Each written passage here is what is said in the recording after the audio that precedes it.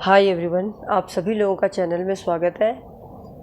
आज का जो वीडियो है ये प्रैक्टिस सेट जो हमारी लाइव क्लासेस में प्रैक्टिस सेट चल रहा है, जिसके बारे में मैंने आप लोगों को बताया है, थंबनेल में भी दिया है कि आप में से जो भी स्टूडेंट्स अभी भी प्रैक्टिस सेट ज्वाइन करना चाहते हो, या तो पीडीएफ फॉर्म में, अगर आपको पीडीएफ फॉर्म में ही क्वेश्चन और आंसर्स चाहिए वो भी मिल जाएंगे।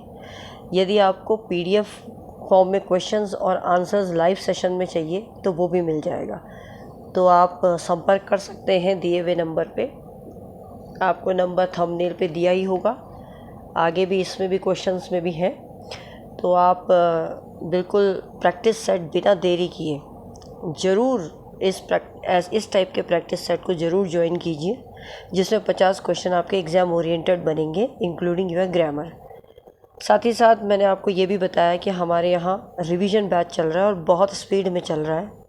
तो जो लोग अभी भी मौका है आपके पास, स्टिल देयर इज़ टाइम, तो जो लोग चाहते हैं तो वो आज के आज रजिस्टर कर लें, क्योंकि आप बहुत कीमती चीज़ खो बैठोगे। मैं इसलिए नहीं बोल रही हूँ, आप लोगों ने जिन्होंने पढ़ रखा है उनके लिए तो मैं नहीं बोलती, उन्होंने, लेकिन कभी कभी ऐसा होता है जिन्होंने पढ़ा हुआ है उनको भी एक रिवीजन चाहिए होता है। तो रिवीजन एक बहुत अच्छी चीज़ है। रिवीजन का मतलब होता है जिसमें बहुत बेहतरीन तैयारी हो। आप पूरा कोर्स को एक बार दोबारा से रिवाइज़ कर लें। देखिए, अकेले घर बैठ के वो नहीं हो पाता है। आपको एम्बियंस भी मिलेगा यदि आप एक जगह क्लासेस लेते हैं, कुछ लेते हैं, तो आपको बहुत इंटरेक्टिव लगेगा। और साथ ही साथ आपको उसको प्रैक्टिस सेट भी मिल रहा है। तो प्रैक्टिस सेट और रिवीजन बैच दोनों मिला के आपकी प्रिपरेशन को कितना निखार सकते हैं, ये आप खुद सोच सकते हैं। तो मेरा सभी से अनुरोध है, कृपया बिना देरी किए 18 अगस्त को पेपर है, उसका आप टारगेट मान के चलिए। और please don't waste your time in thinking what to do and what not to do. तो ये समय गंवाने का नहीं है। इसको जितना जल्दी आप फेच कर सकें तो प्लीज़ डू दैट। तो बिना देरी किए जल्दी से जल्दी रिवीजन बैच, प्रैक्टिस सेट दोनों के दोनों को ज्वाइन कीजिए। और आप देखिए सिलेक्शन कैसे नहीं होता है, सब सिलेक्शन होगा यदि तैयारी 100% होगी। चलिए, without wasting much time, let's begin with the questions. तो सबसे पहला हमारा आज का प्रश्न पहला है, the use of longer phrasing in place of possible shorter form of expression, round about और इनडायरेक्ट मैनर ऑफ राइटिंग और स्पीकिंग। देखिए, पहले क्वेश्चन को समझना बहुत ज़रूरी है। ये क्वेश्चन बोल क्या रहा है? लंबे लंबे फ्रेजेस को यूज़ करना, ठीक है, एक छोटे फॉर्म के एक्सप्रेशन के जगह पर, और राउंड अबाउट उसी में घूमना, या क्या कह सकते हैं इनडायरेक्ट तरीका होना किसी चीज़ को लिखने का या बोलने का। तो आप समझ गए, ये लिटरेरी फॉर्म और टर्म से क्वेश्चन है, ठीक है। तो इसका उत्तर क्या होगा? उसे क्या कहते हैं जो इनडायरेक्ट वे में बोला जाता है? That is पेरीफ्रेजेस। पेरीफ्रेजेस याद कर लें, साथ ही साथ समय न गवाएं। पेरीफ्रेजेस, आई होप याद हुआ होगा। चलिए नेक्स्ट क्वेश्चन पे चलते हैं। The concluding part of speech typically intended to inspire enthusiasm in audience. वो टिपिकल पार्ट स्पीच का जिसे हम कह सकते हैं, टिपिकल भी आप कैसे बोलेंगे? कंक्लूडिंग। कंक्लूडिंग का मतलब होता है जो निष्कर्ष निकलता है, लास्ट का पार्ट स्पीच का, जो कहीं ना कहीं ऑडियंस पे किस चीज़ को प्रेरित करता है, उसके अंदर एक जोश जगा देता है, एंथुसियाज्म जगा देता है ऑडियंस के अंदर। उसको आप क्या कहेंगे? तो that is peroration. It is called as peroration, याद रखिएगा। नेक्स्ट क्वेश्चन पे चलते हैं, that is your question number 3। Third question को देख लेते हैं। अ टाइप ऑफ स्टेंजा और अ कंप्लीट पोयम, एक प्रकार का स्टेंजा या एक complete poem consisting of 4 lines, जिसमें 4 लाइनें हों। तो बिल्कुल 4 का मतलब है क्वार्टरेन। तो that is your option B. B is your correct answer. Moving on to question number 4, let's have a look. In which poem of Kamala Das, एक minute, in which poem Kamala Das recalls Nehru as a politician. ऐसी कौन सी poem है कमला दास की जिसमें वो नेहरू जी को क्या बोलती हैं, याद करती हैं, एक पॉलिटिशियन के फॉर्म में, who served as India's first prime minister after the withdrawal of British. जब ब्रिटिश ने हमारा देश छोड़ दिया था तब उसके बाद वो प्रथम प्राइम मिनिस्टर बने थे, मतलब नेहरू जी। तो उन्होंने नेहरू जी के बारे में कौन सी पोयम में बताया है? तो उनकी खुद की पोयम है एन इंट्रोडक्शन, कमला दास की, उसमें उन्होंने इस चीज़ का जिक्र किया है। क्वेश्चन नंबर 5 पे चलेंगे। Who is considered to be founder of New Criticism School of Literary Criticism? कौन इनमें से फाउंडर है जिन्होंने न्यू क्रिटिसिज्म स्कूल, याद रखिएगा, new criticism of school of literary criticism को खोजा है? तो न्यू क्रिटिसिज्म से आपको याद रखना है, that is your John Crowe Ransom. याद रखिए, John Crowe Ransom. John Crowe नहीं आएगा यहाँ पर, इसका स्पेलिंग में थोड़ा मिस्टेक है, जॉन क्रो आएगा। इसको थोड़ा सही कर लीजिए, JOHN, John crow, CROWE, crow. ये आर यहाँ गलती से डला है, ठीक है, क्रो आएगा। जॉन क्रो रैमसन, इसको सही कर लीजिएगा, जॉन क्रो रैनसम। मैं बार बार बोल रही हूँ, क्रो है, ठीक है, थोड़ा सही कर लीजिएगा। क्वेश्चन नंबर 6 पे चलते हैं। 6th is your, who has authored the popular books the words. अब इनमें बुक्स के नाम दे दिए हैं, थोड़ा मैं इसको जूम कर लूँ तो it will be much better to see. देखिए, who has authored popular books the world's body जो 1938 में आई थी, द न्यू क्रिटिसिज्म 1941 में, गॉड विदाउट थंडर 1965 में।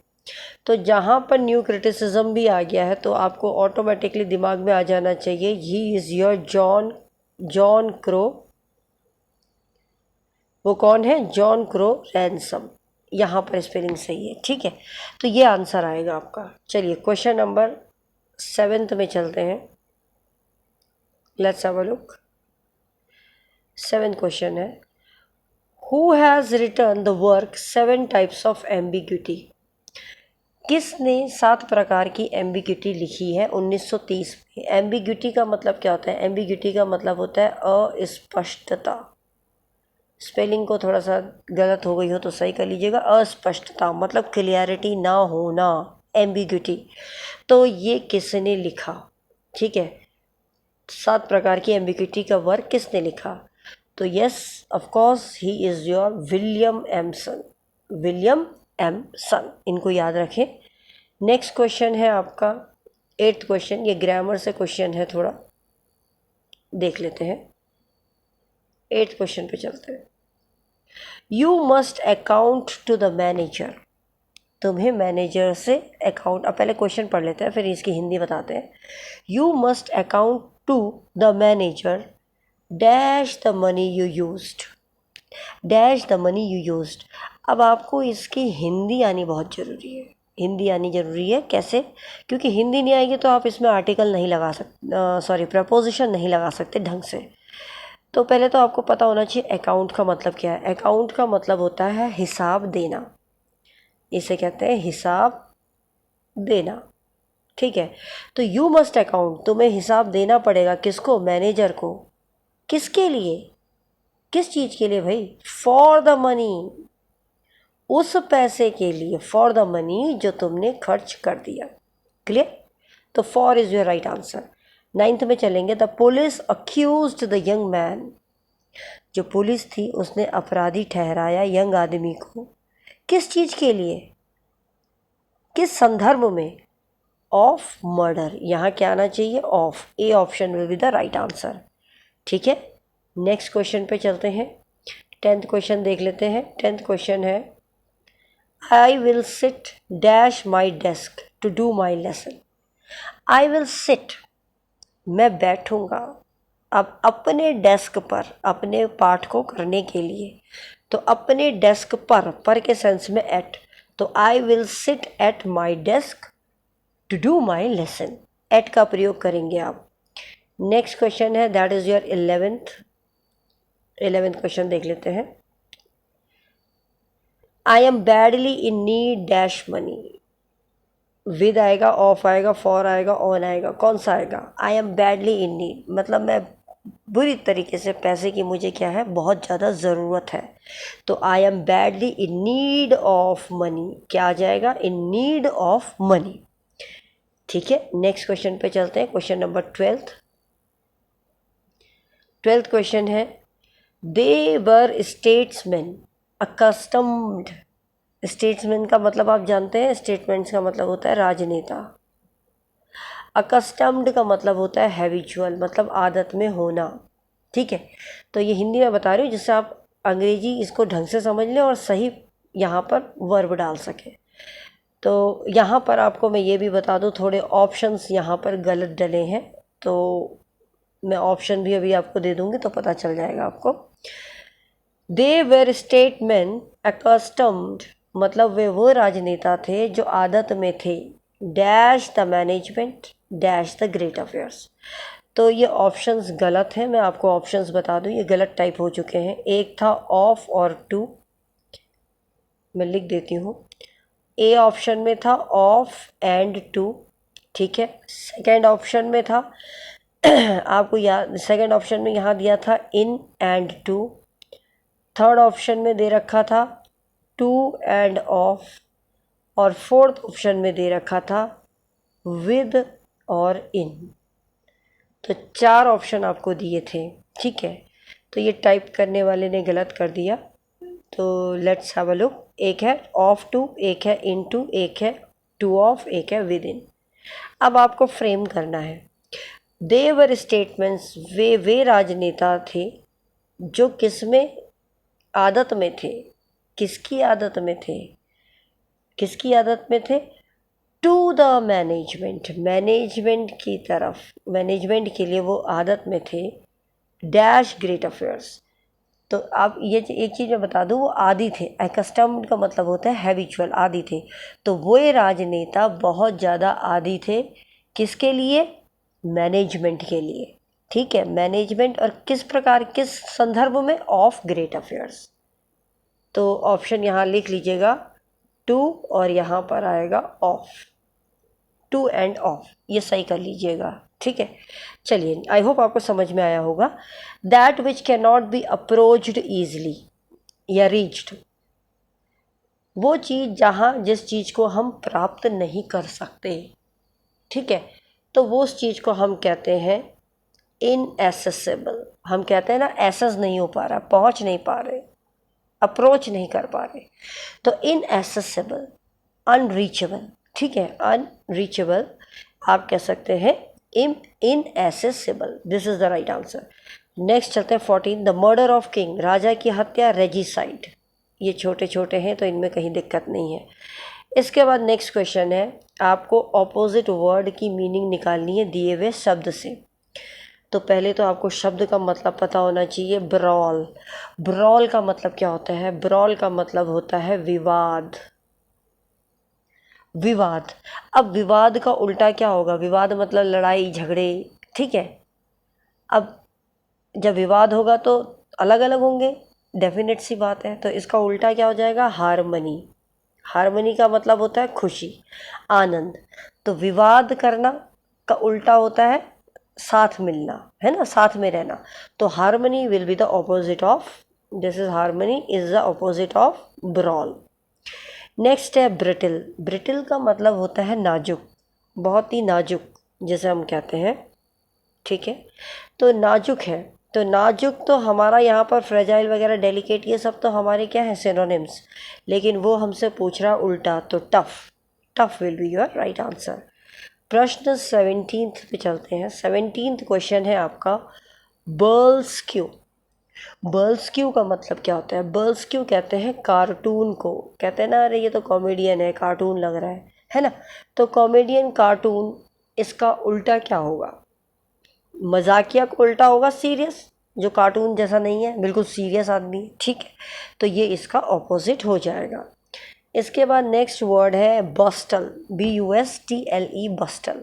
बस्टल का मतलब होता है बहुत ज़्यादा तीव्र, एक्टिव, जिसे हम कहते हैं एक्टिव, फास्ट, ठीक है। तो एक्टिव का उल्टा क्या होगा? स्लगिश। स्लगिश का मतलब होता है बहुत ज़्यादा लेथार्जिक, स्लो। ठीक है, स्लगिश को कहते हैं आलसी, लेथार्जिक, है ना, बहुत सारे शब्द हैं। तो ये आपको समझ में आए होंगे, ये एंटोनिम्स पूछे गए थे। इसके बाद 19 क्वेश्चन को देख लेते हैं। ये वन वर्ड सब्स्टिट्यूशन से है लेकिन वो यहाँ पूछ रहा है कि आपने ये बताना है कौन सा पेयर इसमें गलत पेयरिंग की गई है। तो देखिए, फियर ऑफ वर्क, अर्गोटैफिया, यहाँ अर्गोटैफिया ही गलत है, क्योंकि फियर ऑफ वर्क, वर्क काम का डर, उसको कहते हैं लिख लीजिए, अर्गोफोबिया। क्या कहते हैं? अर्गोफोबिया, ERGOPHOBIA, अर्गोफोबिया। ठीक है। नेक्स्ट तो ये तो हमारे को गलत लग ही रहा है, अभी आगे भी देखते हैं कितने कोई गलत और है। ये तो गलत है, अर्गोफोबिया होना चाहिए। फियर ऑफ क्राउड, डेमोफोबिया, ऑक्लोफोबिया, ये बिल्कुल सही है। पेड़ों का डर, डेंड्रोफोबिया, ये भी सही है। फियर ऑफ फ्रेंच, फ्रेंकोफोबिया, ये तीनों सही है। तो गलत कौन सा ऑप्शन था? ए। क्या आना चाहिए? अर्गोफोबिया। इसके बाद नेक्स्ट चलते हैं 20th क्वेश्चन पे। फियर ऑफ वीमेन, लेडी से जो डरे, मतलब लेडी से जिसको डर लगे, लेडीज से, उसको कहते हैं गाइनोफोबिया। गाइनी मतलब लेडीज, तो ये तो बिल्कुल सही है, गाइनोफोबिया आ गया। इसके बाद है, नेक्स्ट है, थोड़ा इसको जूम करें, देखिए ये तो बिल्कुल सही है, गाइनोफोबिया। फियर ऑफ स्पीकिंग, बोलना, कई लोग ऐसे होते हैं ना जो बोलने में हिचकिचाते हैं, डरते हैं, फोबिया होता है। तो यहाँ इसने दिया लेलेनफोबिया, तो लेलेनफोबिया तो नहीं होता है, इसको कहते हैं हम ग्लॉसोफोबिया। ग्लॉसोफोबिया, ज़्यादा बोलने में डर, इसको कहते हैं ग्लोसोफोबिया। अभी और ऑप्शन भी देख लेते हैं। फियर ऑफ जर्म्स, कंटामिनेशन, माइसोफोबिया, ये सही है। फियर ऑफ डार्कनेस, निक्टोफोबिया, ये भी सही है, ये भी सही है, ये भी सही है। तो गलत कौन सा है? बोलने वाले को कहते हैं ग्लॉसोफोबिया, याद रखिएगा, ग्लॉसोफोबिया। तो ऑप्शन बी आपका यहाँ पर गलत ऑप्शन है। ठीक है। इसके बाद चलेंगे हम नेक्स्ट क्वेश्चन 21 पे। 21 क्वेश्चन को देख लेते हैं। क्वेश्चन नंबर 21 है, वेयर डज डोरिस किलमैन गो। अब वो कहता है कि जो डोरिस किलमैन है वो कहाँ जाती है। ठीक है। After, here will come, this is your after, AFTER, after having T with Elizabeth. जब एलिजाबेथ, आपने पढ़ा होगा ये मिसेस डेलोवे, वर्जीनिया वुल्फ का ये वर्क है, उसमें ये कैरेक्टर है किलमैन, जो एलिजाबेथ की हिस्ट्री की टीचर रहती है और बार बार उसको क्रिश्चियन धर्म अपनाने के लिए प्रोत्साहित करती रहती है। तो वो जब चाय पी लेती है एलिजाबेथ के साथ, क्योंकि वो पढ़ाने आती थी उसको, उसके बाद वो कहाँ जाती है? तो वेयर डज शी गो? तो she goes to Westminster Abbey. This is your right answer, Westminster Abbey, याद रखिएगा। क्वेश्चन नंबर 22 पे चलते हैं। जस्ट अ मिनट, देखिए 22 क्वेश्चन है आपका।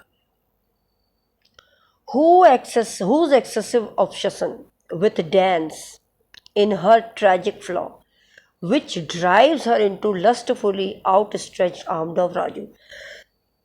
सॉरी, कहते हैं कि किसको, किस कैरेक्टर को इतना ज़्यादा ऑब्सेशन था, जुनून था। ऑब्सेशन किसे कहते हैं? जुनून को। इतना ज़्यादा जुनून था डांस के लिए कि वो अपनी दुख भरी ज़िंदगी से सीधा चली जाती है किसके पास? राजू के पास। वो राजू से प्रेम करने लग जाती है। तो वो कौन सी कैरेक्टर है? शी इज़ योर रोज़ी। रोज़ी कैरेक्टर है। ठीक है। और किस में है? गाइड में, आपको पता होना चाहिए, है ना। 23 क्वेश्चन चलते हैं। What is the name of Michael Henchard's daughter? Michael Henchard आपको याद आ रहा होगा, a Mayor of Casterbridge, Thomas Hardy ji का ये वर्क है। उसमें हेंचर्ड जो है, माइकल हेंचर्ड एक कैरेक्टर है। तो उसकी बेटी का नाम क्या रहता है? तो उसकी बेटी का नाम आप सभी को वैसे तो याद ही होगा, सबको, आई नो, सब लोग याद कर रहे हैं, पढ़ रहे हैं ढंग से। तो उसकी बेटी का नाम रहता है एलिजाबेथ ज़ेन। क्या रहता है? Elizabeth Jane. इसके बाद 24 क्वेश्चन पे चलते हैं। What type of alcohol does women spike Henchard's porridge with? जो वहाँ की जो गांव की लेडीज़ थी वो हेंचर्ड की, क्योंकि हेंचर्ड को तो पीने की आदत थी, बर्बादी वो उस चक्कर से हो जाता है ना। पॉरेज कहते हैं दलिया को। तो जो उसका भोजन होता था दलिया, उसमें वो लोग क्या मिला देते थे? कौन सा अल्कोहल? क्योंकि उन्हें पता था ये तो पीता ही है, तो वो लोग उसमें रम मिला देते थे। क्या मिलाते थे? रम। So moving on to the last question of the day, that is your 25. Who says what whims are often a substitute of reason? Who says that whims कहते हैं सनक। किसने बोला कि सनक जो है वो भी एक प्रकार का तर्क का सब्स्टिट्यूट है, मतलब तर्क करने की एक क्षमता कह लो उसको। तो तर्क, विम से आपको याद आ रहा होगा, विम किसने कहा था? आपको उसका वर्क भी याद आ रहा होगा, एडवेंचरस वाला, है ना। तो कौन है वो? Thomas Edison. Thomas Edison. तो this is the right answer of this option. तो आई होप आपको ये सभी क्वेश्चन समझ में आए होंगे। अच्छा, आपको मैं ये बता दूं, ये लाने का रीज़न, एक तो ठीक है आप लोग 25 क्वेश्चन तो ये देखेंगे साथ में, इसी प्रकार से और भी क्वेश्चंस 50 की सीरीज़ हम प्रैक्टिस सेट में कर रहे हैं। तो मेरा बार बार आप सभी से अनुरोध है, जहाँ तक मेरी ये रीच जा पा रही है और आप भी जिनको ज़रूरत है उन तक पहुँचाएँ, प्लीज़ डू सो। कि जिसको भी अभी भी टाइम है, still there is time, don't waste it. आप अगर चाहते हैं कि आपकी बेहतरीन तैयारी हो, क्योंकि आप जानते हैं ये एलटी का पेपर है, 2021 के बाद आप लगा लीजिए, it is coming on in the year 2024। So you know how many years does it take to again get into this job. तो इसलिए समय न बर्बाद करें। मेरा बार बार अनुरोध यही रहेगा, ज़्यादा से ज़्यादा लोग प्रैक्टिस सेट को जल्दी से ज्वाइन कीजिए with revision, with practice set. आपको मैं बिल्कुल वादा कर रही हूँ कि सिलेक्शन कहीं नहीं जाएगा। आप यदि बिल्कुल तैयारी से एक सिस्टमेटिकली पढ़ लेंगे, अगर अभी तक आपकी तैयारी सिस्टमेटिक नहीं हुई है, समय ना गंवाएं। तो please enrol as soon as you can, और ज़्यादा से ज़्यादा आप जितनी जल्दी ज्वाइन करेंगे उतना ज़्यादा आप समझ पाएंगे। और मेरे पास प्रैक्टिस सेट, यदि कोई सिर्फ प्रैक्टिस सेट लेना चाहता है तो मेरे पास पीडीएफ फॉर्म भी है। आपको प्रैक्टिस सेट का PDF with answer also in PDF form भी मिल जाएगा। और अगर आप मेरे से जुड़ते हैं, लाइव आपको मेरा एक्सप्लेनेशन देखना है, तो वो फॉर्मेट भी है हमारे पास। तो ऑप्शंस आर ओपन, मतलब doors are open to you. आपको सिर्फ नॉक करना है। तो नॉक ऐसे करना है कि रजिस्टर करना है। So please, I am eagerly telling you again and again, don't miss the opportunity. Once the opportunity has gone, it will never come back. So please think over it. इसके ऊपर सोचें, समझें, काम करें। 1 महीने के लिए पैसे के बारे में बिल्कुल ना सोचें, मैं आपसे यही कहूँगी। तो जल्दी से जल्दी, ज़्यादा से ज़्यादा लोग जुड़ें और भरपूर उपयोग लें। आपको मैं बता रही हूँ, बहुत फ़ायदा मिलेगा।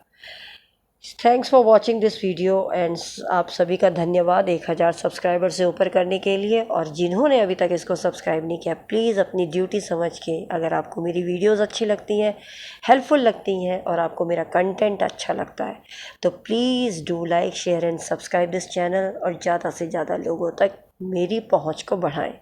Thanks for watching it. We will meet in the next video with next questions. Till then, bye, take care, good luck.